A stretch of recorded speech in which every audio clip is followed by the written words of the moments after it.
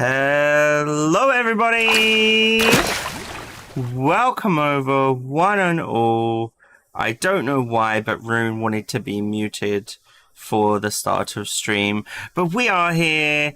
I'm Dan the Draco King. We're watching more Magnus, listening to more Magnus archives.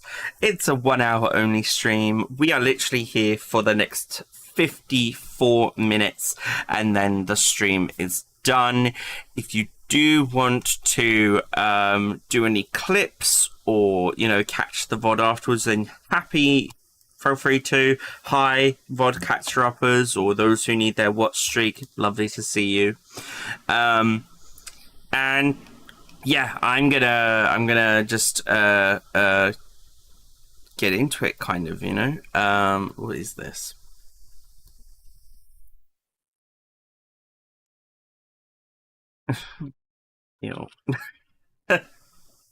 Sorry, someone sent me an update about Fortnite and my instant response was ew. I hate Fortnite.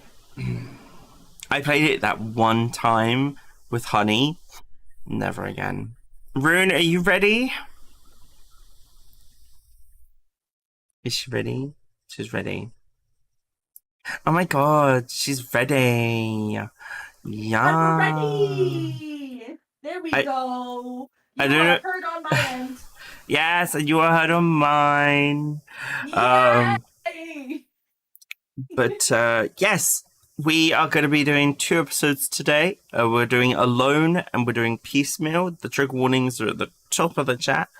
Yes. There is some guy that sucks at Twitch in someone's channel. I think they're in your channel. Mine. Chicken Halona. Oh, Azan. I didn't say anything earlier, but it's 100% spell learned if blue full party. Oh, what? Interesting. Sorry, something we were doing earlier. We were on Final Fantasy 14 and we were trying to do or learn the blue mage spells to prepare for Friday's stream. But okay, they also synced. Okay. But we were still getting it unsynced, so it's fine. I'd rather do it unsynced because it's quicker. Anyway, moving on. Sorry about that, Rune. Hi, hello, hi. How are you? I was telling my chat how I have 3 people in the room because they've all decided to invite themselves.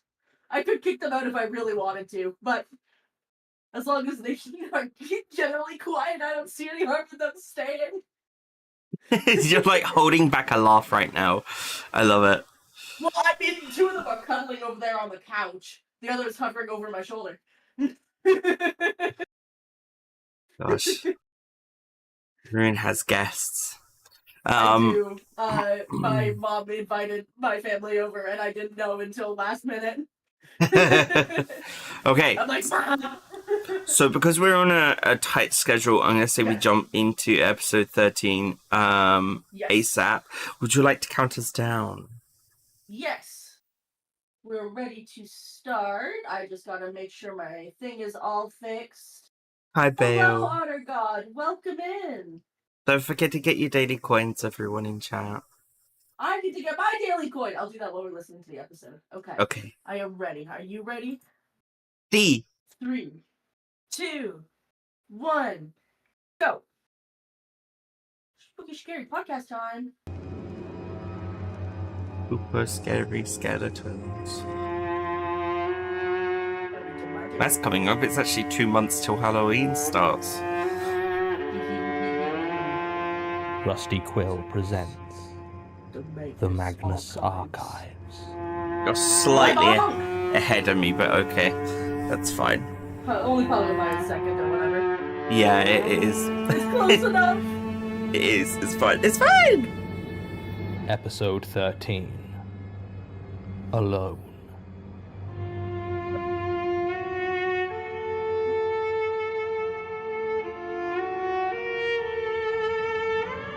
Better not be alone, chat. That coin. Spooky, spooky. 2 of my company have snuck away.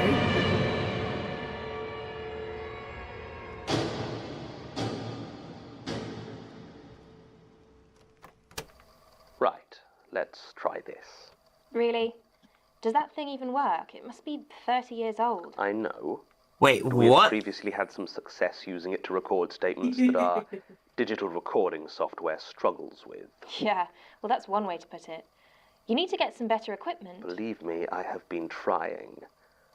Still, the tape recorder seems to work fine as a backup, and I can have it transcribed later. So for now, if you'd be so kind... You're serious? You actually want me to tell my story into that rattling piece of junk? I see why no one takes you guys seriously. You're under no obligation to speak to us. No, I guess I'm just desperate. The last paranormal investigator I went to laughed at me when I suggested talking to you. Still, I guess you have to believe me. Something like that. Okay. From where we left off? Probably best to start over. Name, date, subject, etc. I'm not optimistic that any of the previous recording will be salvageable. Fine. My name is Naomi Hearn, and I'm making a statement about the events following the funeral of my fiancé, Evan Lucas. The date is the 13th of January, 2016. To be honest, I'm not even sure I should be here. What happened was weird and all right. I can't think of a rational explanation for it, but I was distraught. I still am. I should go. I probably just imagined the whole thing. He's gone, and that's all there is to it. That's certainly possible. No. It might all be in your head. No, because this is our very first time we've had an additional person talking. That's what caught me off guard. I just don't know what to think. This one's ringing as I've recently listened to it. I was going to give you some privacy while you make your statement. Okay, it's just... Could you stay, please? I don't want to be alone. Very well. Let's start from the beginning. All right. I guess the beginning would be when I met Evan. I've never really been the social type. I've always been more comfortable alone, you know. Kind of changed. My father died when I was 5 years old, and my mother spent so much time working to keep us fed that I hardly ever saw her. I wasn't bullied in school or anything like that. I mean, to be bullied, you need to be noticed, and I made sure that I wasn't. It was the same in secondary school, and even in uni up at Leeds. When everyone was moving out into shared houses for second year, I stayed in a nice cosy room for one in university accommodation. I've always just been happier alone. I know you can't hear anything, so it's kind of boring for you to just kind of stand there. Maybe happier isn't quite the right word. I did get a bit lonely sometimes. I'd hear laughter coming Rune, from remember, windows we in my can still building, hear you. or see a group of friends talking in the sun outside, and maybe I'd wish I had something like that. And my but chat. It never really My bothered chat me. can hear. I knew my own company and was comfortable with it. I didn't need other people, and they certainly didn't need me. don't say names or The only anything, person who never really Weasley. seemed to worry about it was Pastor David. Fine. We can He Hello, worked my in chaplaincy, friend. and I saw Hi, him Nori, welcome occasionally in. when work or stress was getting to me. My mum's a Methodist, and I felt more comfortable talking to him than any of the secular counsellors. He used to tell me it wasn't natural for people to live in isolation, that we were creatures of community by nature. I remember he always used to say that he was worried I'd get lost. Back then, I didn't know what he meant. Oh, spookiness has I think I started. do now, though. Anyway, the point is that when I graduated 3 years ago, I left Leeds with a first in chemistry and no real friends to speak of. And that was fine by me. I got a job as a science technician down in Woking. It didn't pay well, and the children were a thick, entitled lot, but it was enough to live on and kept me close enough to London that I could apply for the various lab jobs that I actually wanted. It was interviewing for one of these where I met Evan. He was going for the same position as I was, lab assistant in one of the UCL biochemistry departments. He got the job in the end, but I didn't care. He was so unlike anyone I'd ever met before. He started talking to me before the interview, and I amazed myself by actually talking back. When he asked me questions, I didn't feel uneasy or worried about my answers. I just found myself telling this stranger all about myself, without any self-consciousness at all. When he was called in for his interview, I actually felt a pang of loss, like nothing I've known before. All for a stranger who I'd barely met 10 minutes ago. When I came out of the building after my own, somewhat disastrous interview and saw him standing there waiting for me, I don't think I've ever been happier than in that moment. We went out, and dating gradually turned into living together. I'd had 2 boyfriends in the past, both short-lived relationships that ended abruptly. In both cases, they said it was because they never really felt like I wanted them around, and looking back, that was kind of true. With Evan, it was different. It never seemed like his being there stopped me being myself or crossed into spaces that I saw as my own. Everything about being with him felt so natural that when he told me he loved me, it only came as a surprise to realise that we hadn't said it already. He had friends as well, plenty of friends. How could he not? And he would take me out to meet them when I wanted to, and when I didn't, he let me be. After a year with him, I actually had what could perhaps be called a social life. And more than that, Oh, wow. I didn't hate it. I always used to roll my eyes at people who said that their loved ones completed them. But I honestly can't think of any other way to describe how it felt to be with Evan. I proposed to him after only 2 years, and he said yes. I'll skip over the bit where he dies. It's only been a year, and I don't want to spend an hour crying into your crappy tape player. Congenital, they said. Some problem with his heart. Always been there, but never diagnosed. No warning. 1 in a million chance, blah, blah, blah. He was gone, just gone, and I was alone again. Oh. There was no one I could talk to about it. All my friends had been his friends, and once he was gone, it didn't feel right to see them. I know I'm sure they wouldn't have minded. They would have said that they were my friends too, but I could never bring myself to try. It felt more comfortable, more familiar to be alone, as though Evan had just been some wonderful dream that I was now waking up from. I don't remember the week between his death and the funeral. I'm sure it must have happened, but I don't have any memory of it at all. After leaving the hospital, the next thing that is properly clear in my mind is walking into that big, austere house. I don't remember where it was. Somewhere in Kent, I think, and I must have been given the address by someone in Evan's family who had organised the funeral. It was strange. Evan never really talked about his family. He said he wasn't on good terms with them because they were very religious and he never had been. I'd never met or visited them or even been told their names, as far as I remember. But they must have known me enough to invite me, as I somehow Okay. ended up at the right place. Just as well they took on the responsibility for the funeral. I was in no fit state to organise anything. The house was very large and very old. It had a high gate separating it from the main road, which has the name Moorland House carved into the stone of the gatepost. I drove there alone, my that old coin. second-hand Vauxhall Binary, Astra complaining welcome all in. the way. You remember that storm that hit at the end of last March? Well, I hardly noticed it. Thinking back, I really shouldn't have been driving at all, but at the time it barely registered. The trees were bending ominously when I finally parked at Moorland House, and I immediately lost the only respectful hat that I owned to the wind. Evan had once told me that his family had a lot of money, and looking at this place, I realised why the funeral was being held there. I could see round the side what appeared to be a well-kept mausoleum, the last resting place of Evan's ancestors, and soon, I guessed, of Evan himself. This thought set me crying again, and it was in that state, weeping, windswept and soaked through from the rain, that I saw the door open. I don't know what I expected from Evan's father. I knew he couldn't be anything like the easy, charming man I'd fallen in love with, but the hard-faced stranger that confronted me on the doorstep still came as a shock. It was like looking at Evan, but as if age had drained all the joy and affection from him. I started to introduce myself, but he just shook his head and pointed inside, to a door down the corridor behind him, and spoke the only words he ever said to me. He said, "My son is in there. He is dead." And then he turned and walked away, leaving me shaken, with no option but to follow him inside. The house was full of people I didn't know. None of the lovely, welcoming faces I'd come to know from Evan's friends could be seen among the dour figures of his family. Each wore the same hard expression as his father, and I might have been imagining it, but I could have sworn that when they looked at me, their eyes were full of something dark. Anger, maybe? Blame? God knows I felt guilty enough about his death, though I have no idea why.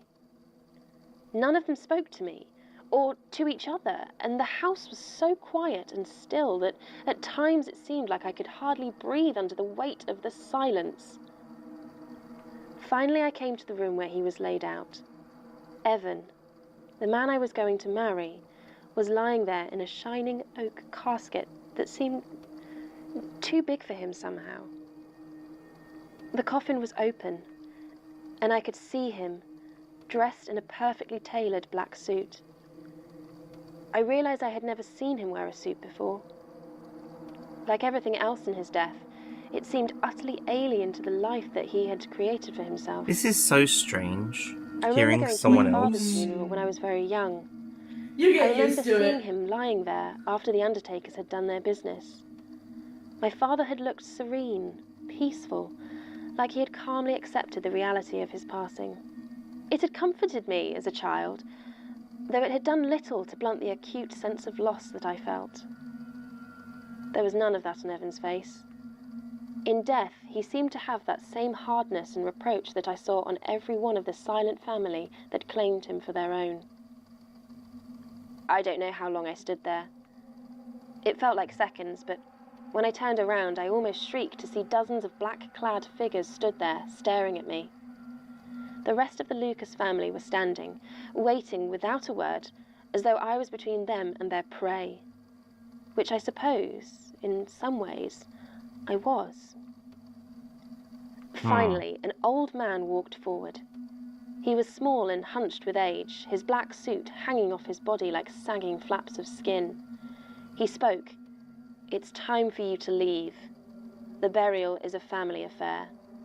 I'm sure you want to be alone." I tried to reply, but the words stuck in my throat. They stood there waiting for me to respond or to leave, and I realized the old man was right. I did want to leave, to be alone. I didn't care where I went, but I had to go, to get away from that awful place with its strange, quiet watchers. I ran past them and out into the storm. Inside my car, I just turned on the engine and began to drive. I didn't know where I was going and could barely see a thing through my tears and the driving rain, but it didn't matter. Just as long as I kept going, as long as I didn't have to stop and think about what had just happened. Looking back, the only thing that surprises me about the crash is that it wasn't bad enough to kill me. When I became aware of myself again, I realized I was in the middle of a field, quite a distance from the road. Oh. The tracks behind me showed where I had skidded into the dirt. Luckily, I hadn't hit anything or flipped over, but smoke billowed from the engine of my poor old Astra, and it was clear I wasn't going anywhere. It was dark, and the time on my dashboard said 12 minutes past 11. My phone said the same thing. I had arrived at Moorland House at 6 o'clock, as instructed. Had I been driving for hours, or had I spent even longer with Evan's body than I thought? I hadn't hit anything, so I couldn't have been knocked unconscious. Had I just been sitting there in my smoking car all that time? It didn't matter. The rain was beating down hard, and I needed to get some help. I tried to call the emergency services or use the GPS on my phone, but the screen just said no service. I took a deep breath, trying to stifle panic, and got out the car. I was soaked through in less than 10 seconds as I struggled through the downpour towards the road. I could hear no sound except for the howling wind, and there were no headlights anywhere to be seen. Having no idea where I was, I made the decision to turn right and began to walk. I tried to use my phone again, but as I reached into my bag, I realized how much of the rain had soaked through. Pressing the power button That's only terrifying. confirmed what I already suspected. My phone wasn't working. Anger washed over me, and all the bitterness and rage that had been building over the worst days of my life surged through me, and I threw the useless lump of plastic on the ground. The corner shattered as it hit the road, and then it bounced off the side and disappeared into the thick mud. I suddenly felt very cold as I stood there in the road, rain beating down, tears flowing freely, and utterly alone. I kept walking, desperately hoping to see headlights in the distance, but there was nothing but darkness and the steady pounding of the rain on miles of empty countryside in every direction. I didn't have a watch, so without my phone, I have no idea how long I walked. The cold bit into my soaked funeral clothes, and I shivered, falling to my knees and just about giving up. No cars were coming, and I didn't have the first clue where I was going. It was then I noticed that the rain had stopped. Wiping the tears from my eyes, I saw that a fog had gathered around me, and I could no longer see more than a few feet in front of me. I kept walking, though, as the clinging mist made me feel somehow even colder. The fog seemed to follow me as I went, and seemed to swirl around with a strange, deliberate motion. You'll probably think me an idiot, but it felt almost malicious. I don't know what it wanted, but somehow I was sure it wanted something. There was no presence to it, though. It wasn't as though another person was there. It made me feel utterly forsaken. I started to run, following as much of the road as I could see, in the hopes of getting to the other side, but there seemed to be no end to it. I don't know exactly when the hard tarmac of the road became dirt and grass, but I realised after a few minutes that I had strayed off the path. I tried to backtrack, but it was gone. All that remained was the fog and the skeletal outlines of half-glimpsed trees. The dark lines of them bent away from me at harsh angles. But if I tried to approach them, then, rather than becoming clearer, the trees would disappear back into the hazy night and I would lose them. Kneeling down, I was surprised to realise that the ground I was now standing on was not wet. The hard-packed earth was damp from the creeping mist, but it did not appear to have been rained on. The despair I felt was quickly turning into fear, and I kept moving forward, further into the fog. I realised afterwards that the night should have been far too dark to see the fog. There were no lights there to show it, and the moon had been shrouded in storm clouds all night. But despite this, I could clearly see it. Shifting, slate grey and smelling of nothing at all. As I walked, I saw more shapes nearby. Dark slabs of stone, sticking out of the ground, leaning and broken. Gravestones. They spread out in all directions, and the gentle blurring of the mist did nothing to soften the hard weight of their presence. I did not stop to read them. I kept moving until I reached the centre of what I can only assume was a small cemetery, and there I found a chapel. The top of its steeple was lost in the gloom, and the windows were dark. I started to feel relief, as though I might have found some sign of life at last. I began to circle it, moving around to where I assumed the front doors were. As I went, I noticed that there was stained glass in the windows, but without any light from inside, I couldn't make out the design. Finally, I came to the front of the building, and I almost lost hope.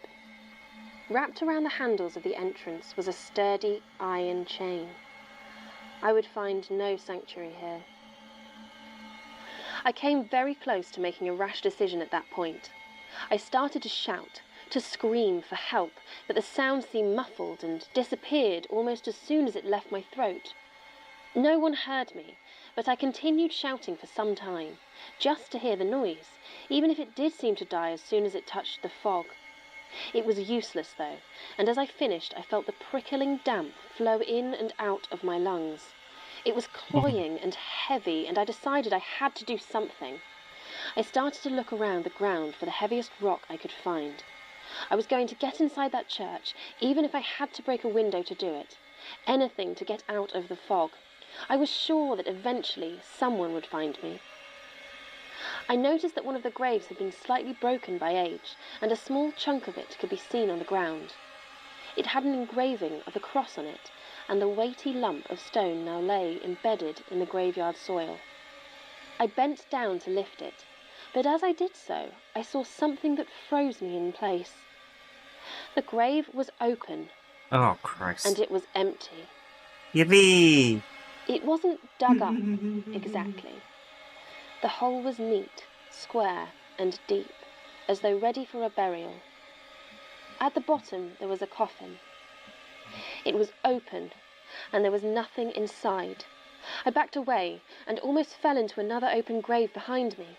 I started to look around the cemetery with increasing panic. Every grave was open, and they were all empty. Even here, among the dead, I was alone. As I stared, the fog began to weigh me down. It coiled about me, its formless Hi, gown Fernando. clung to Welcome me in. and began to drag me gently, slowly towards the waiting pit. I tried to back away, but the ground was slick with dew and I fell. My fingers dug into the soft cemetery dirt as I looked around desperately for anything I could use to save myself, and my hand closed upon that heavy piece of headstone. It took all my self-control to keep a grip on that anchor as I slowly dragged myself away from the edge of my lonely grave. Flowing around me, the very air itself willed me inside, but I struggled to my feet. The image of Evan's family suddenly came into my mind, and I vowed to myself that they would not be the last human contact I ever had. I looked towards the chapel and saw with a start that the door was now open, the heavy chain discarded on the steps in front. I ran to it as quickly as I could, crying out for help, but when I reached the threshold I stopped and could only stare in horror. Through that door, where the inside of the chapel should be, was a field.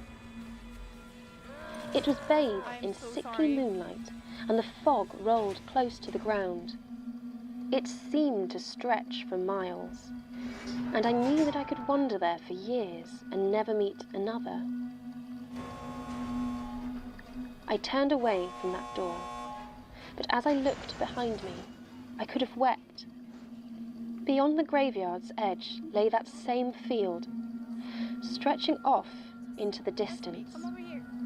I had to make a choice, and so I began to run from that chapel, into the field behind me. I nearly fell into a hungry grave, but kept my balance well enough to get beyond them. The fog seemed to be getting thicker, and moving through it was getting harder. It was like I was running against the wind, except the air was completely still. I could hardly breathe as I inhaled it, and then, as I found myself in the middle of that open, desolate field, I heard something. It was the strangest thing, but as I tried to run, I could have sworn I heard Evan's voice call to me. Right. He said, Awesome. "Turn left." That's it. That's all he said. And I know it sounds ridiculous, but that's what he told me to do. And I did it. I turned sharply to the left and kept on running. And then, nothing. you mean nothing. Did you That's get... when the car hit you. Yes. Oh! I remember a second of headlights and then nothing until I woke up I in the have a hospital. theory, I see. but I can't tell. So what do you think? Oh, you're back. Is it When real? did you get back? Well, we'll need to do some investigation into a few of the details that you raised, but at first impressions I'd say it was only real insofar as trauma can have a very real effect on the mind. Don't Beyond dismiss that, her difficult to prove either experience, way, please. but I would suggest you leave the stone with us so we can study it. Oh, And thank you it for would the likely follow, help you move past Digimon. this Welcome in. unpleasant incident. Sometime with a more qualified care professional might also... I don't know what I expected, really.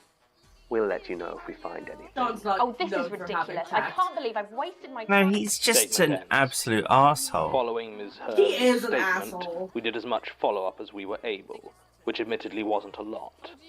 Evan Lucas did indeed pass away from heart failure on March the 22nd, Oh my god, we're 2015, in 90s from and stream. his body was taken by his family for burial. 10, 2, All go. requests to the Lucas family for information or interviews have been very firmly rebuffed. Time for some At self-care. roughly 1 in the morning, on the Thank you for the 31st care of March, package. I Ms. shall Hearn have was a involved in a signal. collision with one Michael Getty. She had apparently run out into the And a road in front of stretch. Mr. Getty's car near Worms Hill Yeah. in the Kent Downs. She was quickly taken to Sittingbourne Thank Hospital you, Digimon. and treated for concussion and dehydration. Her car was found abandoned in a field 5 miles away. There are no cemeteries matching Ms. Hearn's description anywhere near the road she was found, nor could there have been any fog given the incredibly high winds during the storm that night.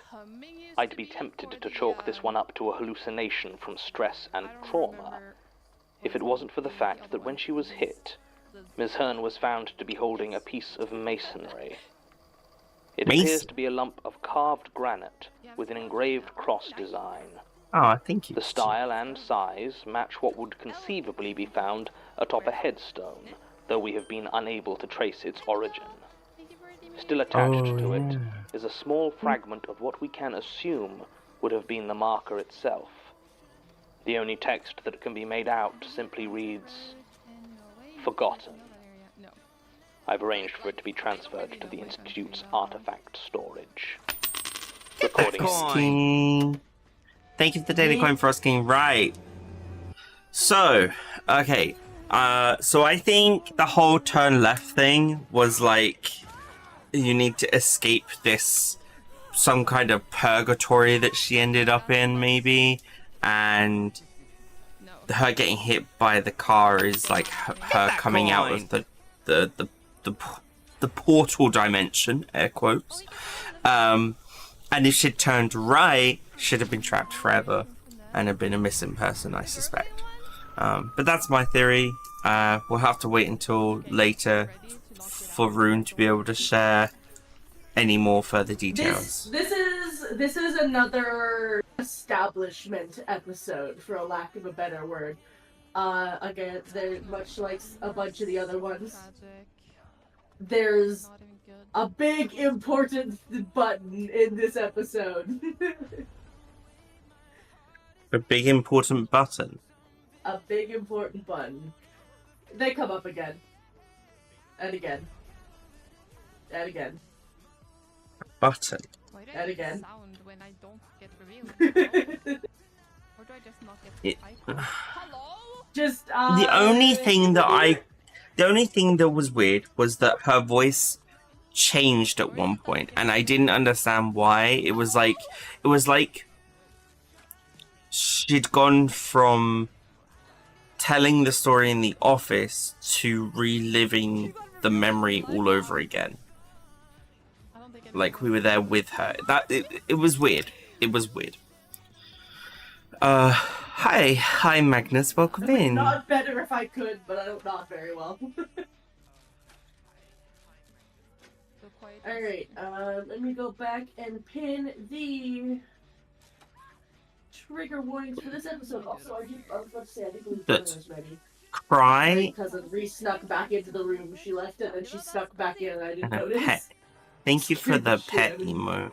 Right, piecemeal. We love pets. Yes.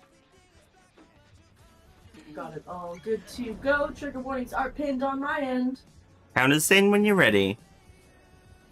3, 2, 1. I'm gonna go grab dinner.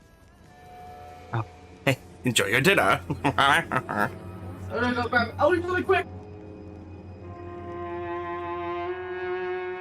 You're stuck with me now, chat. We're gonna get spooked together. No, you didn't get all of it, but it's a really weird episode. Yes. Yes. There was a weird shift in terms of like the presence of the storyteller. Episode 14. Piecemeal.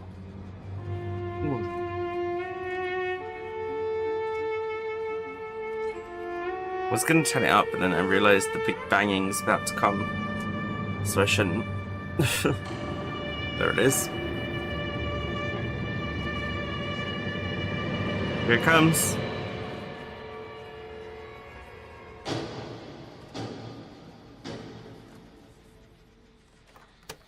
Statement of Lee Rentoul on the murder of his associate Paul Noriga. Original statement given May 29th, 2011. Audio recording by Jonathan Sims, head archivist of the Magnus Institute, London. Statement begins. Let's get one thing straight right off. This is not a goddamn confession, alright? If you go to the police with this, I will deny every word, and I know enough about the law to know that even if I spill my guts to you about all the horrible things I've done, it will count for nothing in court. That's so weird. It's not like you'll even be able to help me. My mate Hester said he came to you a few years back, been seeing ghosts and that, and you guys looked into it and told him it was some sort of noise messing with his head, infrasound or something, and he's fine now. Wait, hang on. I need that. I need you to tell me that it's just coincidence and my mind playing tricks, and I need to not lose any more bits of me. So yeah, I killed that asshole Noriga, stabbed him in the throat and left him to bleed out on the dockside. Maybe that shocks you a bit, maybe not, but trust me when I say he had it coming. 8 years we worked together, and it was him that got carried away kicking McMullen's head in and moved it from assault to GBH. But sure enough, when we get picked up, he turns on me and I get pinned for it. 5 years I served because of him, while he walked free as you please. I'd say that I was due a bit of payback, and I certainly got it. It wasn't my first choice, though. I'm not stupid, and parole keeps you on a short enough chain that slitting Noriga's throat was not my top priority. Don't get me wrong, it was something I'd been itching to do for 5 goddamn years, but I wasn't in a rush. I had plenty of time to arrange something nasty for him, and I wanted him hurt more than I felt I had to do the deed myself. So when I got out in June last year, I bided my time and kept my ear to the ground. Tried to get in touch with him, but was told by the few friends we had in common that he wasn't interested in talking to me. He'd clearly done okay for himself in the years I'd been away and could afford some muscle to make sure I didn't bother him. I ended up with a couple of bruised ribs when I finally got tired of the runaround and tried to have it out with him properly. It was laying there, some grim side street in Lewisham of all places, that I came to the decision that if I was going to hurt this asshole, and I mean properly hurt him, I was going to have to think outside the box a bit. This guy's a little bit I decided to pay McMullen hellbent. a visit. Before Noriga had gone to work on him, Toby McMullen was just some street punk. Okay. These days he was just a street punk who had trouble turning his neck. I've met plenty of born losers in my time. I mean, it's kind of a given in this business, but I've never met someone so intent on being a screw-up as McMullen. Oh, I should When do I saw this. him, he was high as a kite and barely knew I was there, but you bet his eyes lit up when I mentioned Paul Noriga. It took hours to get anything useful out of that waste of skin, but eventually I pieced together his side of this sorry tale. This is the heart that you gave Noriga had me, paid him a visit in the Digi, so hospital, thank you. apparently, before the police had picked us up, and promised that if he fingered me for the assault, then he'd have all of the Fingered me. narcotics his little junky heart could dream. Sorry.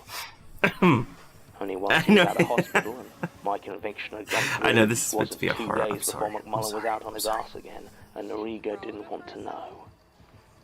Any idiot could have seen it would play out that way, but not poor, stupid Toby. Still, he'd been itching to get the knife in for almost as long as I had, and he had had the freedom to plan it. So I asked him if he had anything I could use. I shouldn't have been surprised when he suggested magic. Toby had always been into all of that mystical crap, even before the drugs. And if there was some half-baked New Age fad going round, you could bet you'd find it dribbling out of his mouth whenever he was coherent enough to actually talk. I punched him in the gut and turned to leave. He followed me, doubled over and struggling for breath, begging me to help him. He said he was serious, said it wasn't like the other stuff, said he knew someone with real power who could put the hurt to Noriga, but he just didn't have the money. I should have kept walking. I should have shaken him off. I should have beat him so bad he couldn't turn his neck the other way either. But I didn't. I stopped, and I listened to what that piece of human garbage had to say. I was an idiot. So Toby took me to see his friend Angela. He never gave me her second name. Angela? I asked him what it was, Wicca, voodoo, some crystal ball, but Toby said no, nothing like that. Said he didn't really know how it was supposed to work, but he had a girl a few months back had told him about Angela. Said she'd used her services on a particularly unpleasant ex-boyfriend. Apparently he'd disappeared, and they never found a body. So then I'm thinking maybe there's no magic there, just a killer with a shtick. But hey, if that was the case, it was fine by me, just as long as Noriga got done. Oh, I forgot about switching my talent. When I finally met Angela, it was all I could do not to cave McMullen's head in. I'd just about convinced myself I was going to be meeting with a hardened killer, maybe one that kept a bunch of spooky Halloween crap around, but still someone who'd get the job done. I wasn't even put off when we pulled up to a well-kept suburban house in Bexley. When the door was answered by an old lady in a lilac dressing gown, I almost lost it. McMullen asked if she was Angela, speaking in a quiet voice like he was actually scared of the geriatric fool. What? The old woman said yes, she was Angela, and asked us to come in. The house felt almost as old as its owner, faded floral print wallpaper, dark oak furniture, and threadbare carpets. Well, I can't say that. The walls were covered with framed portraits, the sort you get in any cheap antique store or charity shop. Although as we went into the living room, I noticed something I didn't expect. They weren't paintings. They were jigsaw puzzles, each completed and framed. And sure enough, when we sat down on the worn cloth sofa, there in front of Angela was another jigsaw, half finished. I've got no problem with the elderly, and if they want to throw away their last years putting together a damn picture, then I'm sure not going to stop them. But it wasn't exactly going to kill Noriga, was it? I was so angry at this massive waste of my time that when she offered us a cup of coffee, I almost put McMullen face first through the glass table in front of us. I grunted something which Angela apparently took as a yes please, and so a few minutes later there I was drinking instant coffee from a chipped mug that this doddering old ass clearly hadn't thought to wipe the dust off of. When she asked if I wanted Paul Noriga dead, Yeah, this guy's an I nearly asshole. choked. She asked it very matter-of-factly, like it was a question on some form she knew the answer to but had to fill in anyway. I glanced at Toby, who nodded at me, and I thought, what the hell? I might as well play along. So I said yes. Yes, I did want him dead. And more than that, I wanted him to suffer. Angela smiled when I said that, a warm smile that suited her round face, and said that that wouldn't be a problem. I started to explain the situation, but she waved it away and told me that Toby had filled her in on all the details, and that there was just one thing she needed from me that he couldn't provide. What was I that? started to tell her that I wasn't paying for someone's grand to take out a hard case like Noriga, but she said no. She wasn't after money. She said that she was well compensated for the service she provided, and that all she needed from me was an object. Anything that I had taken from Noriga. Not a gift, she said, staring into my eyes with a look that I recognized from years of working with very unpleasant people. It wouldn't work if it was a gift. Right. At this point I was starting to feel uneasy.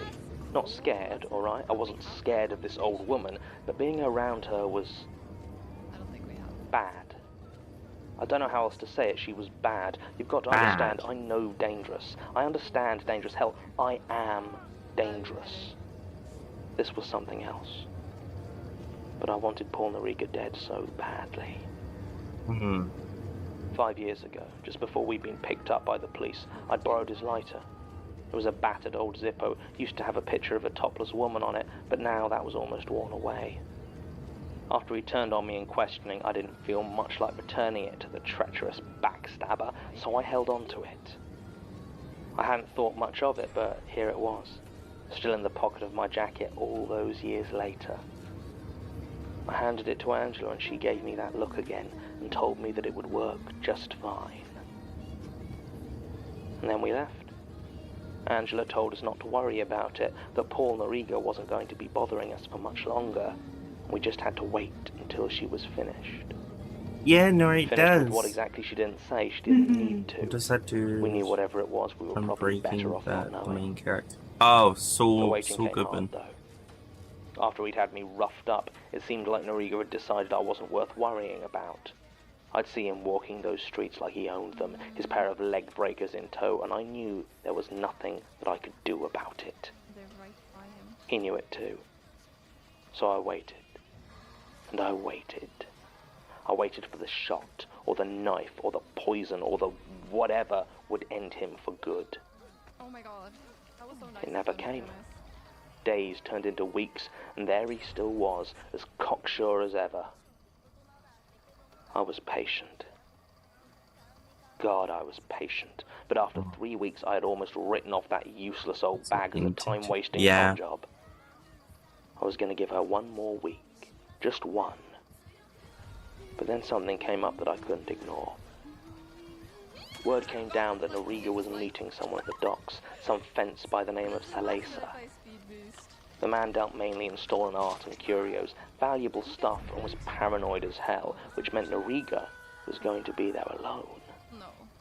Maybe. It might have been a trap, sure, but I'd been sitting on my ass waiting for him to magically drop dead for so long that if there was even a chance it was on the level, I had to take it. I know I say this every time, but Turns out it was true, and went off smoother than I could have hoped for. I found the warehouse a few hours before the meet and staked out a good spot. Then I waited. Salesa turned up first, a big Samoan guy with close-cropped hair, flanked by 4 men in dark suits, who carried a square wooden crate between them. They went into the warehouse and, sure enough, 5 minutes later there he is, that snake. He was alone, and seemed to be limping slightly. He headed inside through the same door, leaving it unlocked. Where crate? Is that the coffin? There was no point me going in yet. I wasn't keen to get my head kicked in by Salesa's goons, so I just watched. My hand gripping the hilt of a combat knife I bought at an army surplus store I know is happy to sell off the books. I should have nodded. Damn it. It was almost an hour later that Salesa and his men left, still carrying that box. They didn't look happy, but I could have given a damn. As soon as they were round the corner, I headed inside as quietly as I could. And there he was, leaning up against a pile of bricks, smoking. I started to move towards him, but as I got near, he must have heard me and turned around. Oh, He started great. to say something about reconsidering and lowering the price, when he realized I was not Salesa. She went, to be honest. Then a look passed over the face of Paul Noriga that I will treasure forever. No matter what happens to me, the memory of that look of panicked terror will stay with me. He turned to run, but whatever was wrong with his leg meant he tripped over the bricks instead. Oh, I great. grabbed him by the collar, my knife already out, and dragged him up. I had always been the stronger of the two of us, and he knew he couldn't fight me. Holding up his hand, he begged me to wait, to listen. I noticed that his hand was missing a couple of fingers, old wounds that had long healed over, though I didn't remember seeing them before. It didn't matter. I could hear the blood pumping in my head, and nothing was going to stop me taking my revenge. He begged for mercy as I plunged the knife into him once, twice, 3 times, again and again and again. Gosh. I stabbed that backstabber until finally Jesus I let him Christ. he landed on the floor hard, dead weight. His head This making this a is why he was like, cracking sound anything I with the say blade. you can't pin on me, And blah blah blood blah at began the to start. pool on the floor Because against his body. He's literally confessing to a murder. As the rage started to fade and my breathing returned to normal, I took a second to look over poor dead Paul Noriga and saw something that seemed to have been knocked loose when his head hit the bricks. Picking it up, I saw it was a glass eye. I looked back at the corpse and sure enough there was a gaping hole where his left eye should have been. When had that happened? He certainly had both eyes when we had worked together, and all 10 fingers as well. He'd also had all his teeth, where now I saw Glass gaps all eye. over that dead, smiling face. I shivered, though I His- don't know why. His body is rotting. I won't go into detail about how I went about disposing of the body. Just trust me when I say that even if the cops did find any piece in Origa's corpse, they wouldn't be able to pin it on me. Oh my god. And life went on. His boys did come looking for me when their boss didn't return, but I knew to lay low for a while, and soon enough they realized that if he was gone, they weren't getting paid either way and moved on. Just try to get it, but And so I had my revenge. And that should have been the end of the story. All the gens are in the same spot. But it wasn't. What's not? It was 5 days after I killed Noriga that I found the first package. I was on Tottenham Marshes near the I reservoir. think so, a Nora, business you yeah. don't need That's to my know. theory. And I came to a metal bridge over one of the streams there. Now, this wasn't a place I went often, and I don't think I'd ever crossed that bridge before in my life. But there, lying in the center of it, was a small box. It was wrapped in brown paper and string, like an old-fashioned Christmas present, and had my name printed on it in clear letters. Lee Rentoul, for immediate consideration. Obviously, I was a little bit freaked out at this, but not as freaked out as when I opened it. Inside was a black cardboard box, full of cotton wool, and a single severed finger. It was obviously some sort of threat. Some punk reckoned they could put a scare on me. No chance.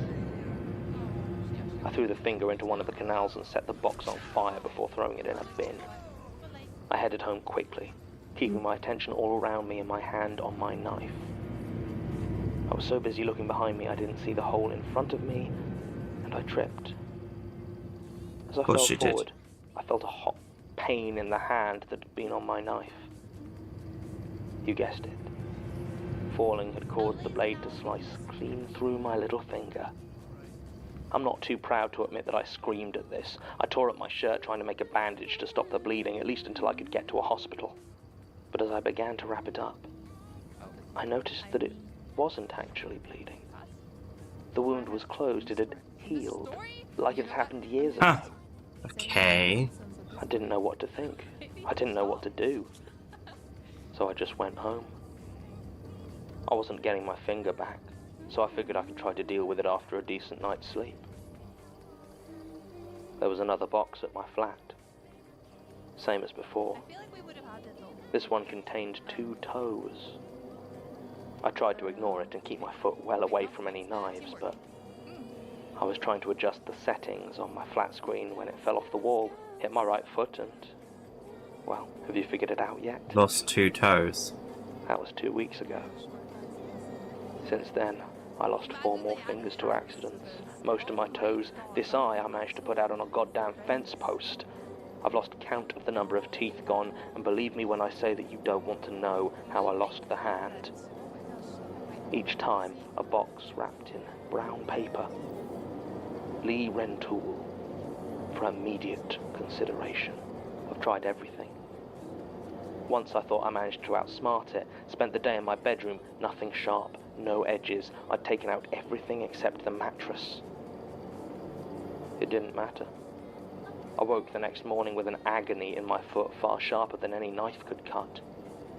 And the big toe missing, just like the one I'd received the morning before. Oh my god. I knew it was Angela. Of course I did, I'm not thick. Whatever curse she'd laid on Noriga must have passed to me. I went over there, you know. Went to confront that old... That's not gonna go well. And you know what happened? She let me in. She was nice, civil, offered me another cup of coffee.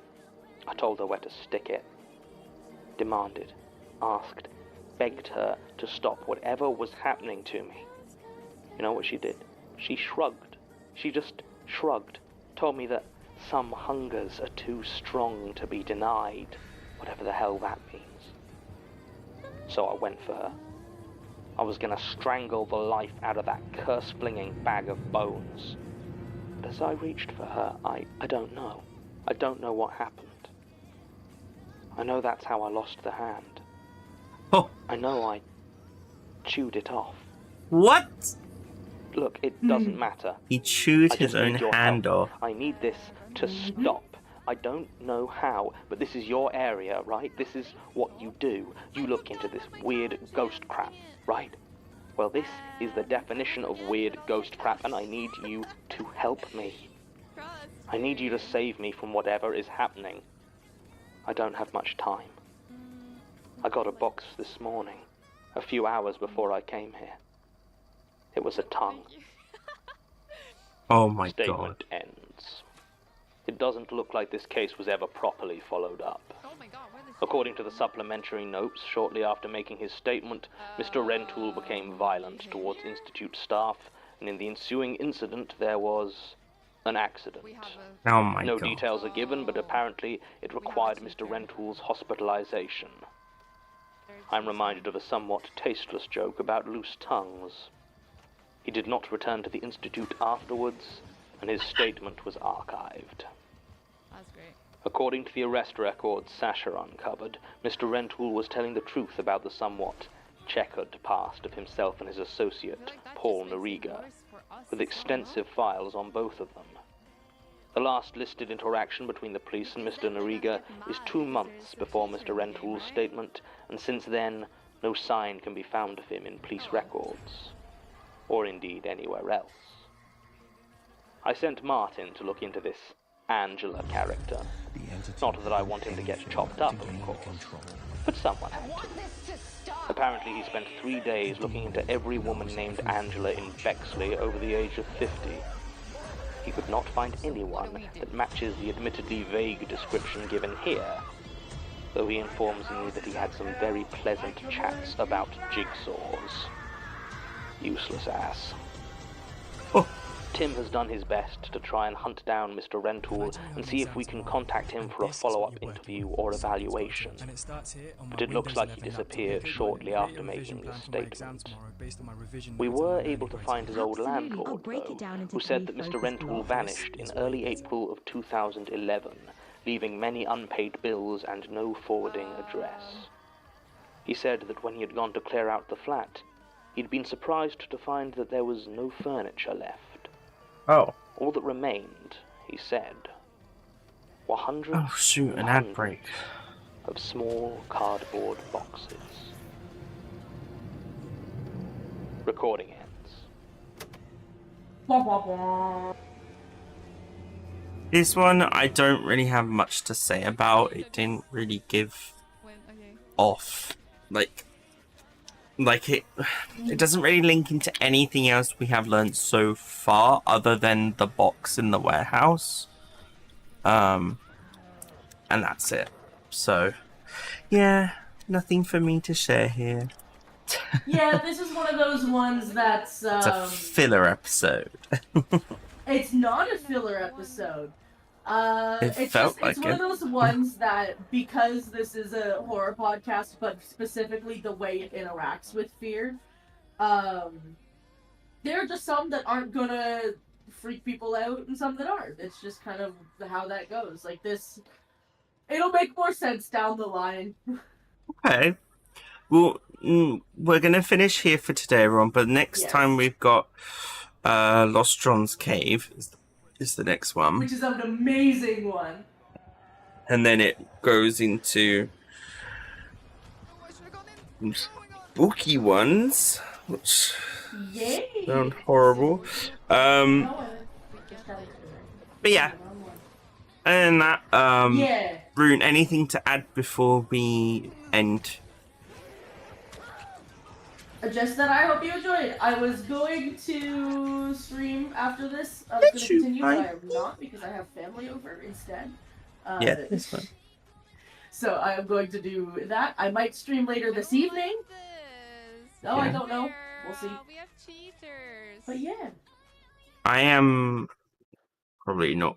I mean, am I gonna? Yeah, I'll raid out. I wasn't going to, but I will. So yeah, thank you everyone for watching.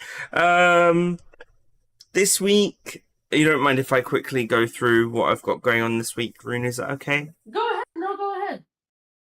So I've just put the schedule up on Twitch. I'll get it up over onto the Discord soon. Tomorrow we're finishing Resident Evil 9. Tuesday we've got more Pokemon Infinite Fusion. Oh, Rune!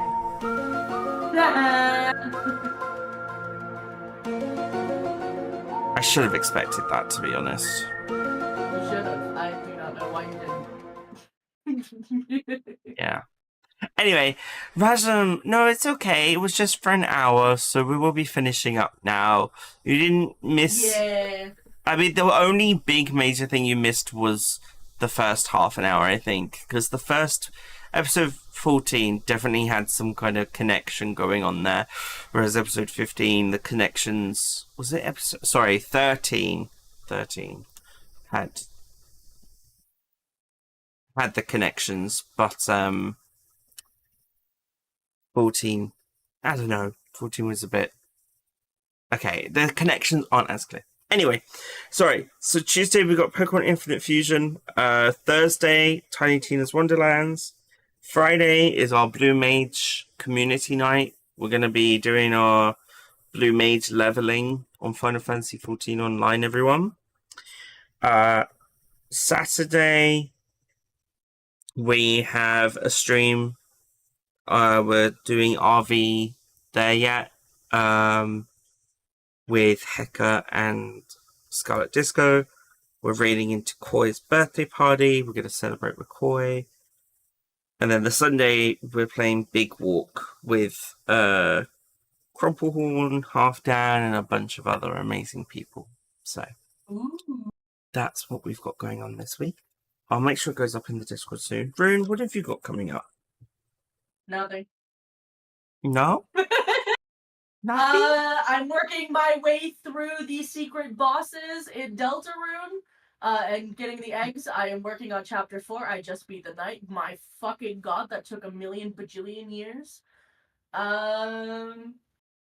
Yeah, that's about all I've got going on. We're just working our way through chapter 4. I was gonna start chapter 4 at the end of the stream, but Nah, you got family. Yeah, that makes sense. Okay. Well, in that case, everybody, let's raid out. Let's go and see who is about right now. I'm gonna put the raid message in the chat. I'm gonna turn the stream together off because you've finished stream, right? Yeah, I've ended stream. I ended mine.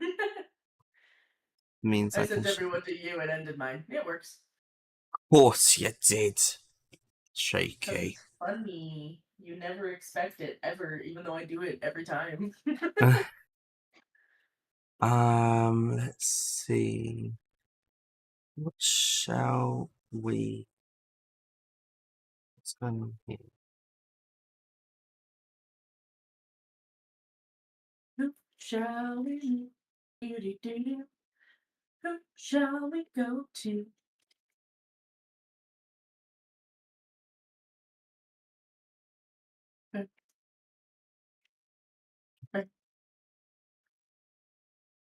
I grabbed the raid message myself. I hadn't done that yet.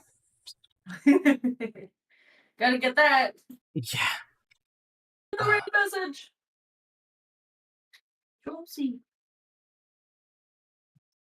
Let's see.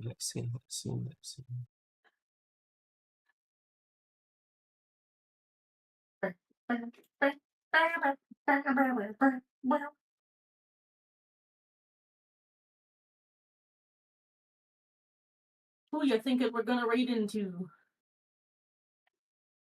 Yeah,